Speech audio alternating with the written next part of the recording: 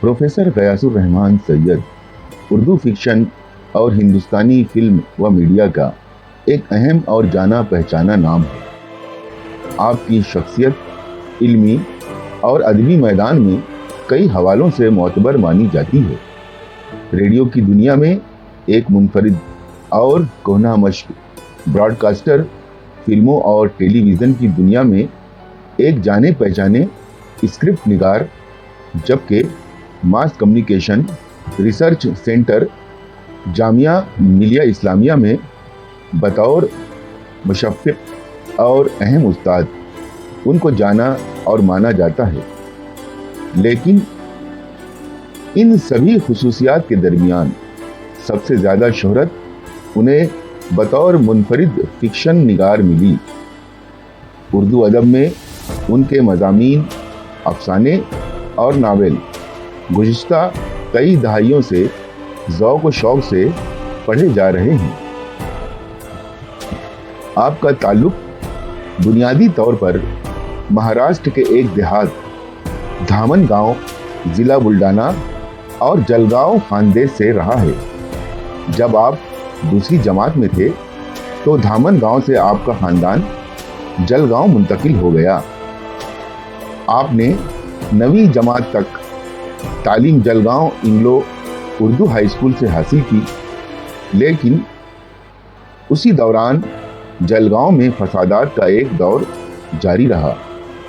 1969 में वहां पर बड़ा ही दर्दनाक फसाद हुआ, जिससे आपका ख़ानदान भी बुरी तरह मुतासिर हुआ और आप अपने ख़ानदान के साथ हिजरत करके अलीगढ़ उत्तर प्रदेश आ गए।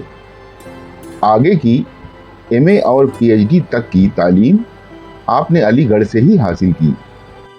प्रोफेसर गयासुर रहमान सैयद की शख्सियत और मिजाज में अलीगढ़ मुस्लिम यूनिवर्सिटी की इल्मी व अदबी फ़िज़ाओं का बड़ा दखल है। उर्दू अफ़साने के जो चंद मोतबर नाम अलीगढ़ ने दुनिया को दिए हैं, उनमें बिलाशुबा उनका एक अहम नाम व मुकाम हासिल है। अगरचा मौसूफ़ ने अपने लिखने की इब्तिदा चाहरुम जमात से की, ताहम छपने का बाकायदा सिलसिला सन 1975 से शुरू हुआ। आपने अफ़साने के अलावा नावल, ड्रामा, तनकीदी मज़ामीन, तंज़ो मिज़ा, रिपोर्टाज, तर्जुमा, सफ़रनामा, बच्चों की कहानियाँ और इंशाइए तकरीबन सभी कुछ लिखा है। अलावा अज़ी कई फिल्मों के screen play, script knees Doordarshan और दीगर चैनलों के लिए कई सीरियल्स भी आपने लिखे। रेडियो की दुनिया से वाबस्तगी ने आपके कलम से कई ड्रामे और अदबी फीचर्स लिखवाए।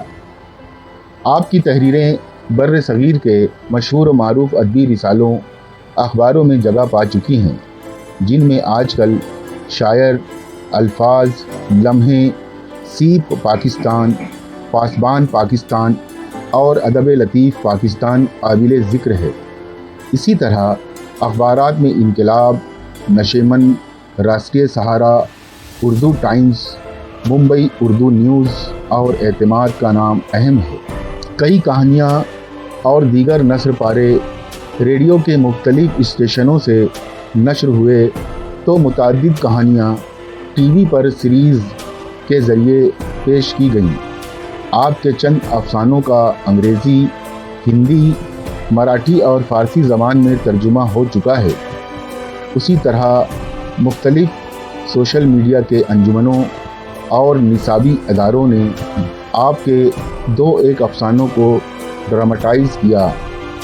नेशनल फिल्म अवार्ड के साथ साथ दूरदर्शन और रेडियो के नेशनल अवार्ड की जेवरी में कई बरसों से मेंबर हैं। कई मिनिस्ट्रीज़ में एडवाइज़री बोर्ड में शामिल हैं और गवर्नमेंट ऑफ इंडिया की न्यू एजुकेशन पॉलिसी कमीशन में बतौर मेंबर फ़ाल हैं। प्रोफेसर गयासुर रहमान सैयद के فکشن کے بارے میں ناقدین نے اس بات کو خصوصیت سے واضح کیا ہے کہ ان کے یہاں سادہ، سلیس، عام فہم اور کامن مین سے متعلق مباحث و موضوعات پر کافی توجہ دی گئی ہے۔ ان کو منظر نگاری، جزیات نگاری، کردار نگاری میں ملکہ حاصل ہے۔ اسی لیے پروفیسر غیاث الرحمن سید کی تحریریں اردو ادب میں ایک منفرد مقام رکھتی ہیں۔ آپ کی تحریروں کو مختلف خصوصیات کی بنا پر سراہا جاتا ہے۔ وہ پیچیدہ الفاظ اور محاورات سے گریز کرتے ہیں، ایک سادہ اور سیدھی زبان استعمال کرتے ہیں، جس سے ہر طبقے کا قاری ان کی تحریروں سے لطف اندوز ہو سکتا ہے۔ آپ کی تحریروں کے کردار اور واقعات حقیقت پسندانہ ہوتے ہیں۔ وہ سماج کے مختلف طبقات اور ان کے مسائل کو اپنی تحریروں میں پیش کرتے ہیں۔ وہ کسی بھی منظر کو اتنی خوبصورتی سے بیان کرتے ہیں کہ قاری اس منظر کو اپنی آنکھوں سے دیکھ سکتا ہے۔ وہ اپنے کرداروں کے جذبات کو اتنی شدت سے بیان کرتے ہیں کہ قاری ان کے جذبات میں شریک ہو جاتا ہے۔ وہ اپنی تحریروں میں سماج کے مختلف مسائل کو اٹھاتے ہیں۔ وہ سماج میں موجود ناانصافی، غربت اور تعصب کے خلاف آواز اٹھاتے ہیں۔ آپ کی بعض تحریریں رومانی انداز میں ہوتی ہیں۔ وہ پیار، محبت اور رشتوں کو بہت خوبصورتی سے بیان کرتے ہیں۔ آپ کی تحریریں نہ صرف تفریحی ہیں بلکہ تعلیمی بھی ہیں۔ وہ قاری کو سوچنے پر مجبور کرتی ہیں اور سماجی مسائل کے بارے میں آگاہی فراہم کرتی ہیں۔ آپ کا فکشن پڑھتے ہوئے قاری کے ذہن و دل اور نظروں میں وہ تمام مناظر مرقعوں اور پیکروں کی شکل میں چھا جاتے ہیں۔ آپ کی نثر کی اہم خصوصیت یہ ہے کہ آغاز سے اختتام تک ایک تجسس اور دلچسپی و دلکشی برقرار رہتی ہے۔ آپ کی کل 18 کتابیں منظر عام پر آ چکی ہیں، جن میں 11 کتابیں اردو کی ہیں اور بقیہ ہندی اور انگریزی زبان میں لکھی گئی ہیں۔ ان 11 اردو کی کتابوں میں 2 افسانوی مجموعے وہ دن اور خواب نما، novel Mahapara Noor, novel, TV serial, screenplay, Dholi Dagdu Dom, 3 رودادی ناول، عینی آپا، قاضی صاحب اور اس شہر میں اہم ہیں۔ اسی طرح راز یزدانی، فن اور شخصیت، تنقیدی و تحقیقی مقالہ، ہندی سینما میں مسلم اداکارائیں اور بردوش ہوا، جو ریڈیو پر مختلف فکشن نگاروں کے لیے گئے انٹرویو کا مجموعہ ہے۔ قابل ذکر ہے کہ پیاسا انکر، ہندی کہانیاں، ہالی ووڈ کی مسلم ابھینیتریاں، ہندی وغیرہ کا چرچا ادبی گلیاروں میں ہو رہا ہے۔ آپ کی کتابوں نے اردو ادب میں ایک نیا رجحان پیدا کیا اور انہیں قارئین کی جانب سے بے حد پسند کیا گیا۔ مسلم یونیورسٹی سے تعلیم مکمل کرنے کے بعد 1982 میں آپ نے UPSC سے منتخب ہو کر بحیثیت پروگرام ایگزیکٹو آل انڈیا ریڈیو میں ملازمت اختیار کی، جہاں آپ نے مختلف اسٹیشنوں پر ملازمت کی۔ آپ نے اس سفر کی شروعات پروگرام ایگزیکٹو کے طور پر آل انڈیا ریڈیو گورکھپور سے کی۔ اس کے بعد آپ مختلف صوبوں اور شہروں میں آل انڈیا ریڈیو کی خدمات انجام دینے لگے۔ آپ کو گورکھپور سے الہ آباد، لکھنؤ، بنگلور اور بھوپال ٹرانسفر کیا گیا۔ بعد ازاں آپ رامپور آئے، جہاں آپ نے کافی عرصہ گزارا۔ رامپور میں آپ کے ادبی ذوق اور شوق پورے ہوئے، چونکہ رامپور کی فضا ادبی ماحول سے مالا مال ہے۔ یہاں شعر و شاعری کا شوق ہر بچے میں پایا جاتا ہے۔ رامپور آپ کو بہت پسند تھا، اور آپ اس کی مہمان نوازی اور خان صاحبان کی بستی ہونے کی وجہ سے اسے دل و جان سے چاہتے تھے۔ جب آپ کو پروموشن کے ساتھ احمد آباد گجرات ٹرانسفر کیا گیا تو آپ نے اپنے بچوں کی تعلیم کا خیال کرتے ہوئے آل انڈیا ریڈیو سے استعفیٰ دے دیا۔ بعد ازاں جامعہ ملیہ اسلامیہ کے شعبہ ماس کمیونیکیشن MCRC میں بطور ریڈر منتخب ہوئے اور اب اسی شعبے سے بطور پروفیسر سبکدوش ہوئے ہیں۔ براڈ کاسٹنگ کا طویل تجربہ حاصل کرنے کے بعد نئی نسل کو ریڈیو نشریات اور میڈیا کے نشیب و فراز سے روشناس کرانے کے لیے آپ نے تعلیم و تدریس کی دنیا میں باقاعدہ قدم رکھا اور 2004 میں mass communication research centre Jamia Millia Islamia نئی دہلی میں بطور ریڈر جوائن کیا۔ 2010 میں آپ پروفیسر کے عہدے پر فائز ہوئے۔ جامعہ میں کیمپس کمیونٹی ریڈیو قائم کر کے ریڈیو انچارج کی تمام تر ذمہ داریاں نبھاتے رہے۔ اب 2020 میں سبکدوش ہو کر دہلی کے پاس گریٹر نوئیڈا میں سکونت پذیر ہیں۔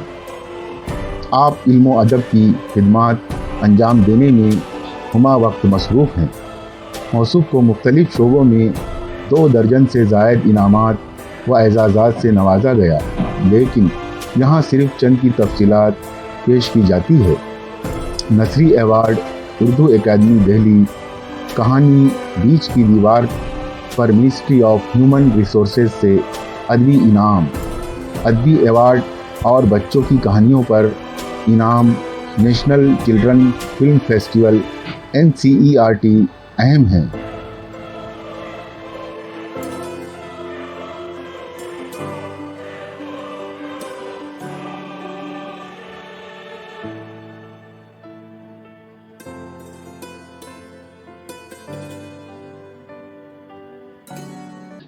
الفاظ ہند اور ماسک پتریکا مدھیہ بھارت ٹائمز کے تمام دیکھنے اور سننے والوں کو ریحان کوثر کا آداب۔ آج ہمارے ساتھ غیاث الرحمان سید صاحب موجود ہیں، جنہیں ٹیلی ویژن اور فلموں کی دنیا میں GR سید کے نام سے بھی جانا جاتا ہے۔ آج سید صاحب ہمارے ساتھ اپنے 2 افسانوں کے ساتھ یہاں پر حاضر ہوئے ہیں، اور میں ان سے درخواست کرتا ہوں کہ وہ 2 افسانے، ایک منڈے والی اور دوسرا ٹرانسفر، جو ہے وہ بیک ٹو بیک ہمارے دیکھنے اور سننے والوں کو سنائیں۔ مائک جو ہے پروفیسر غیاث الرحمان سید سر کے حوالے۔ جی شکریہ ریحان کوثر صاحب۔ بغیر کسی تمہید کے آپ نے حکم دیا ہے 2 افسانے پڑھنے کا۔ ویسے تو 2 افسانے آڈینس کے لیے زیادہ نہ ہو جائے، بہرحال میں نے چن کے 2 چھوٹے افسانے نکالے ہیں، اگرچہ میری مجبوری یہ ہے کہ میں تھوڑے طویل افسانے لکھتا ہوں، لیکن اس پروگرام کے لیے خاص طور سے میں نے چھوٹے چھوٹے 2 افسانے نکالے ہیں جو میرے یہ مجموعہ خواب روبہ اس میں شائع ہوئے ہیں۔ تو پیش خدمت ہے، پہلا افسانہ ہے منڈے والی۔ منڈے کہتے ہیں بیٹے کو پنجابی میں خاص طور سے۔ دہلی کا انٹرنیشنل ایئرپورٹ چکا چوند روشنی سے جگمگایا ہوا تھا۔ رات کے 10 بج رہے تھے جب ان کی ٹیکسی ٹرمینل 3 کے گیٹ نمبر 2 کے سامنے رکی۔ سکھویر نے اپنی بوڑھی ماں کو بہت ادب، بڑے احترام اور نہایت احتیاط کے ساتھ ٹیکسی کی پچھلی سیٹ سے اتارا اور سہارا دے کر محفوظ مقام پر لے آیا۔ سکھویر کی بیوی نصیبہ والی نے ڈرائیور کی مدد سے ڈگی سے سارا سامان اتارا اور 2 ٹرالیوں پر لاد دیا۔ پھر ڈرائیور کو کرایہ دے کر ایک ٹرالی دھکیلتی ہوئی اپنی ساس کے پاس آ گئی اور اپنے شوہر سے خفا ہو کر کہا، اے سکھویرا، اماں کو ابھی تک کھڑا ہی رکھا؟ اماں کے پیروں میں کتنا درد ہو رہا ہوگا، اماں کو پرانا گٹھیا ہے، تمہیں اتنا بھی خیال نہیں؟ اے کیا بات کرتی ہو نصیبہ والی، میں تو اماں پر جان چھڑکتا ہوں، لیکن یہاں بیٹھنے کی کوئی جگہ ہی نہیں، تم اماں کے پاس رہو، میں ان کے لیے وہیل چیئر لے کر آتا ہوں۔ سکھویر دوسرے سامان سے لدی ہوئی ٹرالی کی طرف بڑھا۔ अम्मा, तब तक आप इसी ट्रॉली पर बैठ जाओ। नसीबा वाली ने ट्रॉली से एक बड़ा सूटकेस उतार कर जगह बना दी और अपनी सास को सहारा देकर ट्रॉली पर रखे छोटे सूटकेस के साथ बिठा दिया और बड़े प्यार से उन्हें शॉल उड़ाकर कहने लगी, अम्मा, अपना सर, कान, छाती अच्छी तरह ढक लो। मौसम ठंडा हो गया है, आपको कहीं सर्दी न लग जाए। बुढ़िया ने अपनी बहू को एहसानमंद नजरों से देखा और कहने लगी, ए बेटी, तू मेरा कितना ध्यान रखती है। मेरी कोख की जनी होती तो वो भी इतना न करती जितना तू कर रही है। तेरा नाम नसीबा वाली जरूर है, लेकिन असली नसीबा वाली तो मैं हूँ, जिसे तुझ जैसी बहू मिली। ए अम्मा, गुरु की सौगंध, मैं तो आपको अपनी सगी माँ ही समझ रही हूँ, इसीलिए आपको अपने साथ कनाडा ले जा रही हूँ कि आपकी भरपूर सेवा कर सकूँ। अब कनाडा में रहना तो मजबूरी है ना अम्मा। सुक्की का इतना कारोबार फैला हुआ है वहाँ, और आप यहाँ अकेली रहती थी, कोई देखने वाला न करने वाला। अब वहाँ पोता पोती के साथ आप बहुत चैन से रहेंगी। हाँ, मैंने तो उन्हें देखा भी नहीं, और तू अपने साथ उनके फोटो भी लेकर ना आई। ए अम्मा, फोटो की क्या कहो, अब आमने सामने ही देख लेना अपने पोता पोती को। वो बच्चे भी आपसे मिलने के लिए बेचैन हैं। नसीमा वाली मुस्कुराती हुई सास के कदमों में जमीन पर ही बैठ गई और सास के पैरों को छू कर सहलाने लगी। अम्मा, पैर सीधे कर लो, अटैची से टेक लगा लो और ट्रॉली पर ही पैर फैला लो। ये सुखी न जाने कब व्हील चेयर लेकर आएगा, आपके पैरों में दर्द ना हो जाए। सास ने प्यार भरी नजरों से बहू को देखा और मुंह ही मुंह में हजारों दुआएं दे डाली। एयरपोर्ट की चहल पहल, मुसाफिरों की हमा हमी, गाड़ियों की आवाजें, ऊपर से गुजरते हुए हवाई जहाज, ढलती हुई रात में सरसराती हुई ठंडी हवा के झोंके, सारा माहौल को रसरार सा लग रहा था। मुंडे वाली गहरी सोच में डूब रही थी। उसके चेहरे पर कनाडा जाकर अपने पोता पोती, बेटा और बहू के साथ बुढ़ापे के खुशहाल दिन बुढ़ापे के खुशहाल दिन गुजारने की लज्जत का एहसास साफ दिखाई दे रहा था। लेकिन साथ ही अपना वतन, अपना मोहल्ला, अपना घर बार छूट जाने का दुख भी था। वो मोहल्ला जहां दुल्हन बनकर वो पहली बार अपने छोटे से गांव से धर्मवीर के साथ आई थी। पहले तो बहुत छोटे से मकान में रहती थी। शादी शादी के एक साल बाद ही वो एक बेटे की माँ बन गई थी। मोहल्ले की सभी औरतों के बेटियां थीं। बहुत अरसे बाद उस मोहल्ले में किसी औरत के बेटा हुआ था। पूरे मोहल्ले में खुशी की लहर दौड़ गई थी और तभी से उसको मुंडे वाली कहने लगे थे सब लोग। उसका असली नाम तो कहीं छुप गया था, यहाँ तक कि खुद उसका शौहर भी उसको उसी नाम से पुकारता था। जब भी कोई उसको मुंडे वाली कहकर पुकारता, उसका सर फख्र से बुलंद हो जाता और वो बेटे की माँ होने पर अपने आप को बहुत खुश नसीब समझती थी। उसका शौहर फौजी था और वो चाहता था कि उसका बेटा सुखवीर भी बड़ा होकर फौजी बने। सुखवीर जब 3 साल ही का था, मुंडे वाली बेवा हो गई। उसका शौहर सरहद पर शहीद हो गया था। उसकी शहादत के एवज में हुकूमत ने मुंडे वाली को एक फौजी मेडल, एक सर्टिफिकेट और 400 गज जमीन का प्लॉट दिया था। उस वक्त मुंडे वाली जवान भी थी और खूबसूरत भी। शादी के लिए कई नौजवान ख्वाहिशमंद थे। मोहल्ले वालों ने बहुत समझाया भी, लेकिन मुंडे वाली ने दूसरी शादी रचाने को कभी सोचा भी नहीं। बस वह अपने इकलौते बेटे सुखवीर को खूब पढ़ा लिखा कर बड़ा आदमी बनाना चाहती थी। उसने सुखवीर की परवरिश पर और पढ़ाई पर सारे अपने गहने और घर का सारा सामान एक एक करके बेच दिया। सुखवीर पढ़ाई में बहुत ज़्यादा तेज तो न था, फिर भी 2 बार फेल होने के बाद किसी तरह हाई स्कूल पास कर गया।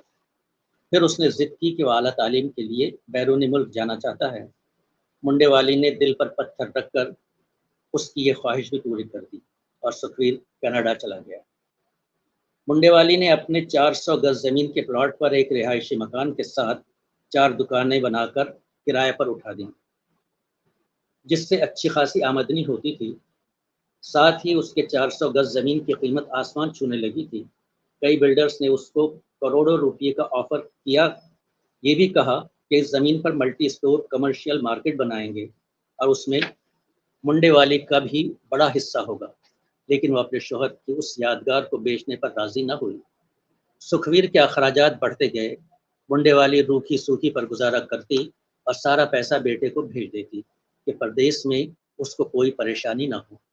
हर रोज वो इसी ख्याल में जीती कि उसका बेटा पढ़ लिख कर बड़ा आदमी बन जाएगा और जब वो वापस आएगा तो उसकी जिंदगी में अच्छे दिन आ जाएंगे। मुंडे वाली ने मोहल्ले की नौजवान लड़कियों पर नजरें जमाना शुरू कर दी थी।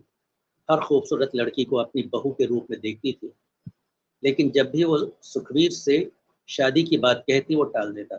इतनी जल्दी क्या है अम्मा, पहले मैं पढ़ लिख कर कुछ बन जाना चाहता हूँ, आपका और पिताजी का नाम रोशन करना चाहता हूँ, शादी तो हो ही जाएगी। मुंडे वाली अपने बेटे की सआदतमंदी और जज्बा ईसार पर फूली न समाती। एक एक करके मोहल्ले की सभी खूबसूरत लड़कियां शादी के बंधन में बंधती रही। पूरे 8 साल के बाद पिछले हफ्ते सुखवीर घर लौट आया था और साथ में एक खूबसूरत मॉडर्न बीवी को भी साथ लाया था। मुंडे वाली पहले तो उसको देखकर धक सी रह गई, लेकिन फिर जल्दी ही अपने इकलौते बेटे की खुशी और उसकी पसंद की तारीफ करने लगी। ए बहू, तेरा नाम क्या है? बहू के बजाय सुखवीर ने जवाब दिया, अम्मा, इसका नाम वैसे तो लाजो है, लेकिन सब उसको नसीबों वाली कहते हैं। बड़ा प्यारा नाम है, सचमुच तू नसीबों वाली है बहू।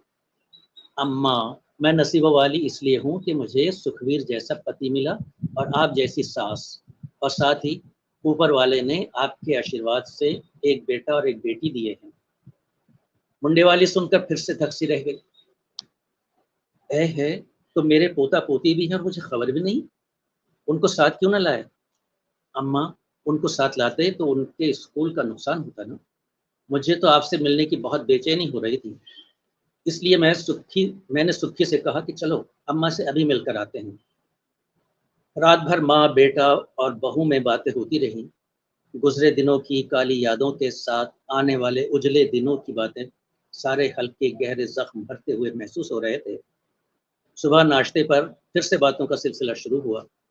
नसीबा वाली ने कहा, अम्मा, सुना है आपको गठिए का रोग लग गया है।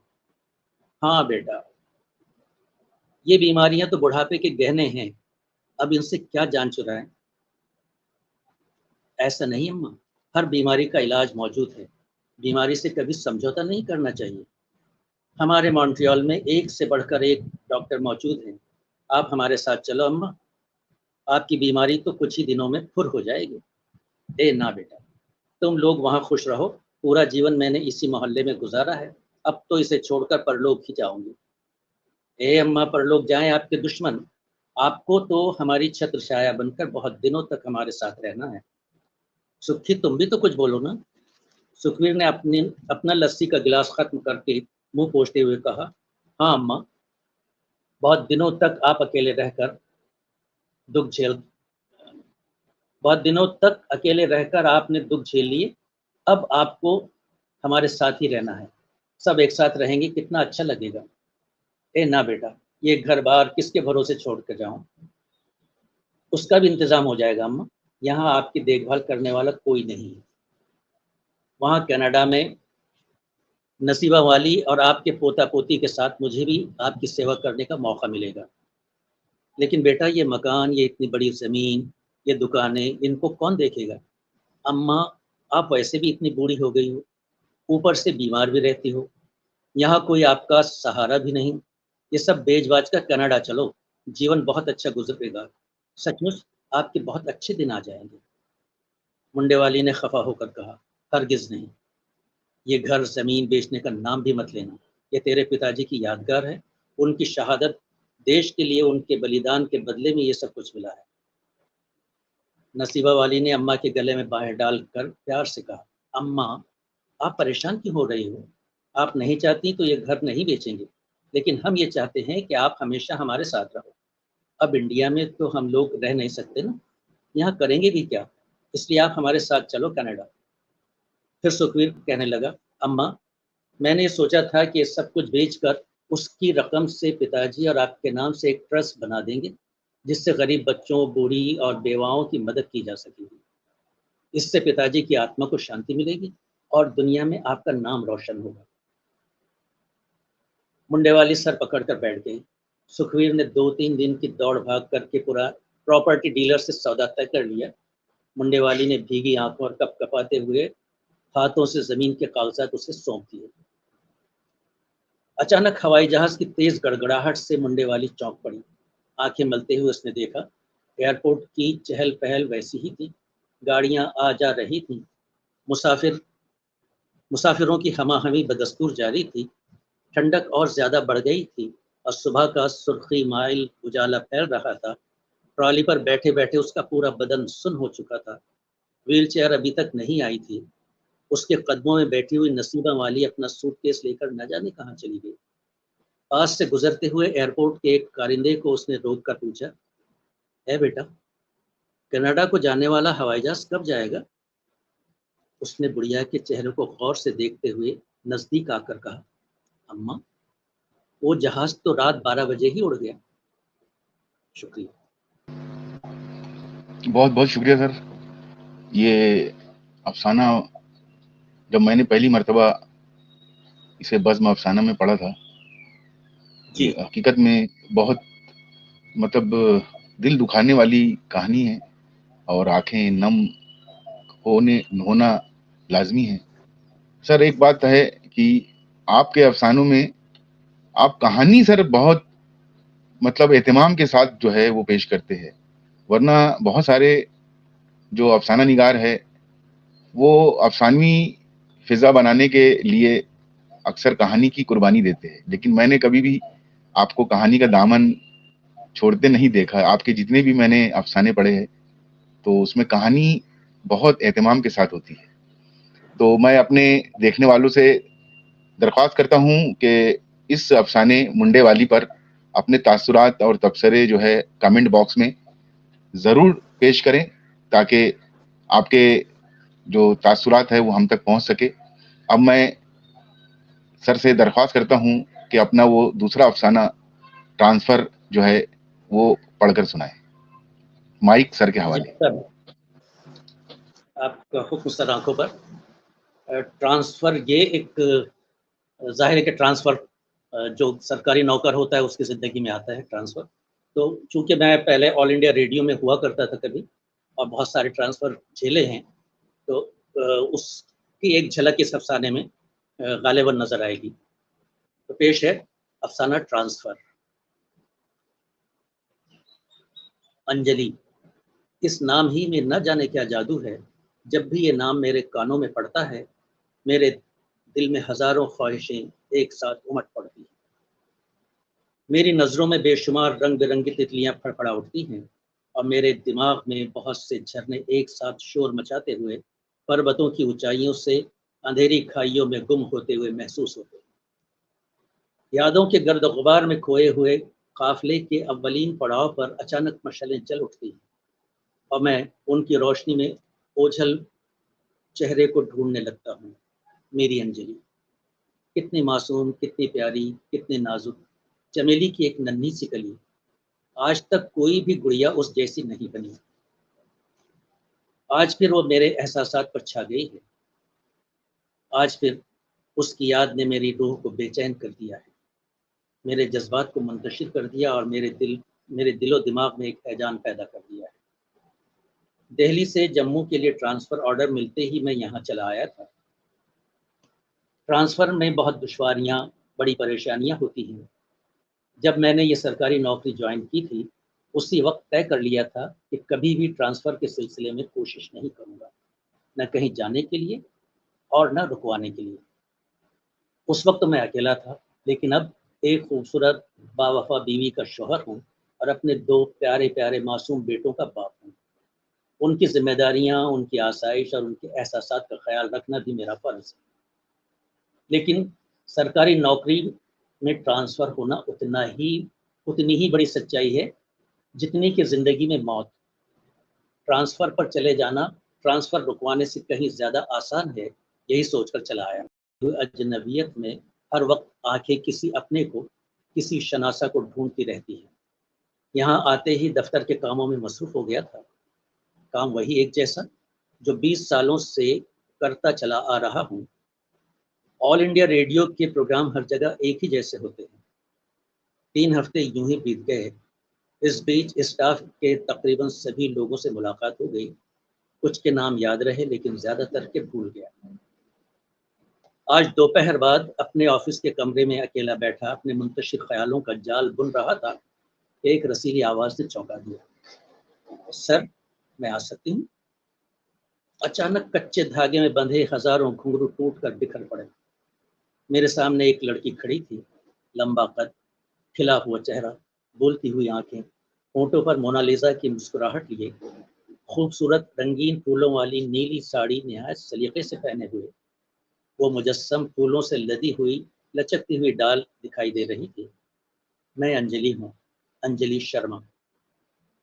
میں اس کی طرف دیکھتا رہ گیا۔ اس نے کرسی پر بیٹھتے ہوئے کہا، میں یہاں پروگرام ایگزیکٹو ہوں سر۔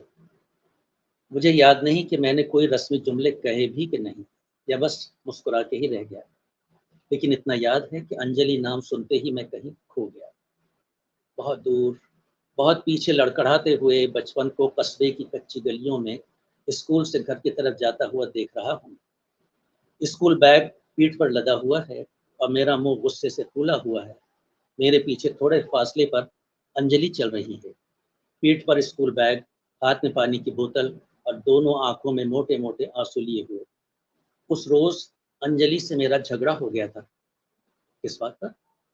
یہ تو یاد نہیں، لیکن ہاں اتنا یاد ہے کہ میں نے اس کے گال پر ایک چانٹا مار دیا تھا اور وہ چلا چلا کر رو پڑی تھی۔ اس وقت کوئی ٹیچر کلاس میں نہیں تھا۔ اس کے رونے کی آواز سن کر برابر کی کلاس سے ایک ٹیچر آ گئے۔ ان کو سب بچوں نے میرا نام لے کر بتایا، اس نے انجلی وارشنے کو مارا۔ انجلی وارشنے ایک پولیس آفیسر کی بیٹی تھی اور میری بہت اچھی دوست، بلکہ سب سے اچھی دوست۔ ہم دونوں کلاس میں ایک ہی بینچ پر ایک ساتھ بیٹھتے تھے، ایک ساتھ لنچ کرتے۔ مجھے اس کا اور اسے میرا کھانا بہت اچھا لگتا تھا، اور اسکول سے چھٹی ہونے کے بعد ایک ساتھ ہی ایک دوسرے کا ہاتھ پکڑے ہوئے گلی کے اس موڑ تک آتے جہاں سے ایک راستہ پولیس لائن کو اور دوسرا میرے گھر کو چلا جاتا تھا۔ کچھ لمحوں کے لیے وہاں رکتے، پھر اپنے اپنے گھروں کی طرف چل دیتے، لیکن جدا ہوتے وقت میرے دل میں ایک عجیب سی کیفیت ہوتی، پتہ نہیں کیوں۔ اس سے الگ ہونے کو جی نہیں چاہتا تھا۔ میں اپنے گھر کی طرف جاتے ہوئے مڑ مڑ کر اس کو اس وقت تک دیکھتا رہتا جب تک وہ دکھائی دیتی۔ شاید اس کے دل میں بھی ایسا ہی کچھ ہوتا ہوگا۔ ہمارا اس اسکول اس قصبے کا سب سے اچھا اسکول مانا جاتا تھا، نیا نیا کھلا تھا۔ ایڈمیشن کے وقت میرا ٹیسٹ بھی لیا گیا تھا۔ اسی روز انجلی وارشنے نے بھی ٹیسٹ دیا تھا اور ہم دونوں ہی کلاس 4 میں ایڈمیشن کے لیے کامیاب ہو گئے تھے۔ اس روز پہلی اور شاید آخری بار میں نے انجلی وارشنے کے فادر پولیس آفیسر مسٹر وارشنے کو پولیس کی وردی میں دیکھا تھا۔ پولیس والوں سے میں کیا سبھی بچے ڈرتے تھے، اور شاید ہمارے اسکول کے سب ٹیچر ڈرتے تھے، اس لیے انجلی وارشنے سے بھی سب بچے ڈرتے تھے۔ اس سے کوئی بات کرنے کی بھی ہمت نہ کرتا، اور سبھی ٹیچر اس کا بہت خیال رکھتے۔ سب بچوں کو کسی نہ کسی بات پر سزا ملتی، لیکن انجلی وارشنے کو ذرا سی ڈانٹ بھی نہیں پڑتی۔ اس سے شروع میں تو میں بھی بات نہیں کرتا تھا، لیکن ایک روز صبح جب میں اسکول آ رہا تھا تو دوسرے راستے سے انجلی آتی ہوئی دکھائی دی۔ وہیں پر ایک کتے کا چھوٹا سا بچہ اس کے ساتھ لگ گیا۔ انجلی اس کو دیکھ کر ڈرنے لگی اور گھبرائے ہوئے انداز میں چیخ کر اس کو ہٹ ہٹ ہٹ کہنے لگی۔ میں اس کے پاس گیا، وہ جلدی سے میرا ہاتھ پکڑ کر میرے پیچھے چھپنے لگی۔ میں نے اپنا بیگ گھما کر کتے کے بچے کو مارا۔ اس کو لگا تو نہیں، لیکن وہ ڈر کے بھاگ گیا۔ اس کو جاتا دیکھ کر انجلی نے اطمینان کی سانس لی۔ اس کا دل زور زور سے دھڑک رہا تھا۔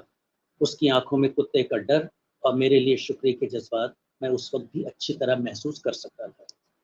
اس نے کہا کچھ بھی نہیں، لیکن میرا ہاتھ پکڑے پکڑے اسکول تک چلی آئی، اور تب سے ہم دونوں ہی کلاس میں ایک ہی بینچ پر ساتھ ساتھ بیٹھنے لگے، اور روزانہ ہی اسکول آتے وقت تو کبھی کبھی، لیکن اسکول سے چھٹی کے بعد گھر جاتے ہوئے ایک دوسرے کا ہاتھ پکڑ کر یا کبھی ایک دوسرے کی گردن میں ہاتھ ڈالے گلی کے اس موڑ تک جاتے جہاں دو راستے الگ الگ ہو جاتے تھے۔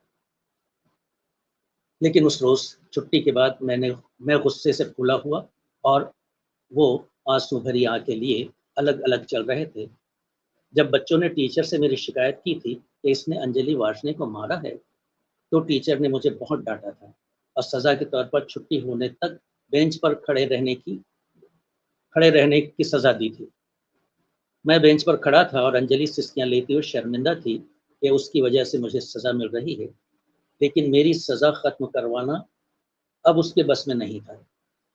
مجھے کلاس میں سب بچوں کے سامنے ذلیل ہونا پڑا تھا، یہ خیال رہ رہ کر مجھے ستا رہا تھا، لیکن میں نے اس کو مارا کیوں تھا؟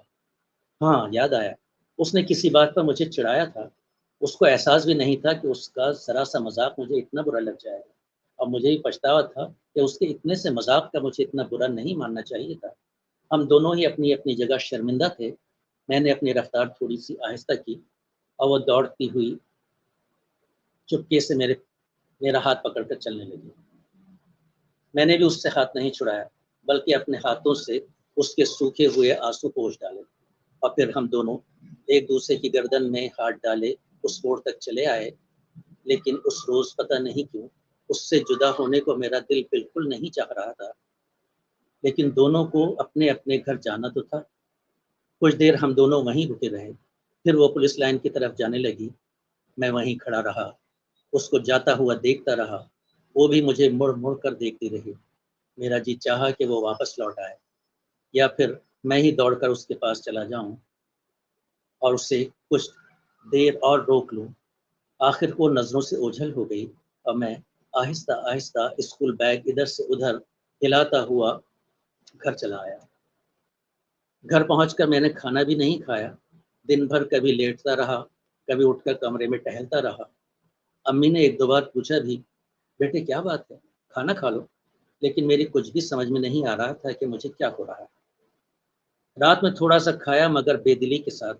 ہوم ورک کرنے بیٹھا لیکن ذرا بھی کام نہ کر سکا۔ رات عجیب بے چینی میں گزری۔ صبح کو جب امی نے اٹھایا تو وہ چونک پڑی۔ مجھے بہت تیز بخار تھا اور آنکھیں لال ہو رہی تھی۔ فوراً ڈاکٹر بلایا گیا۔ ڈاکٹر نے دیکھ کر بتایا کہ 105 ڈگری بخار ہے۔ انہوں نے یہ بھی بتایا کہ آج کل پورے علاقے میں خسرہ کی وبا پھیلی ہوئی ہے، اس لیے ایک دم بخار اتار دینا بھی خطرناک ہوگا۔ کچھ دوا اور کچھ دعا کے ذریعے میرا علاج ہونے لگا۔ میں نے اسکول جانے کی ضد کی تو سب نے مجھے ڈانٹ دیا، اتنی طبیعت خراب اور تمہیں اسکول جانے کی پڑی، 2-4 روز اسکول نہیں گئے تو کوئی پہاڑ نہیں ٹوٹ پڑے گا۔ میں انہیں کیسے سمجھاتا کہ ہاں، پہاڑ ٹوٹ بھی سکتا ہے۔ کئی روز کے بعد اسکول آیا تو میری آنکھیں انجلی وارشنے کو بے چینی سے تلاش کر رہی تھی۔ اسکول شروع ہوا، پیریڈ بدلتے رہے، لنچ ٹائم ہوا، پھر چھٹی بھی ہو گئی، لیکن انجلی کہیں دکھائی نہیں دی۔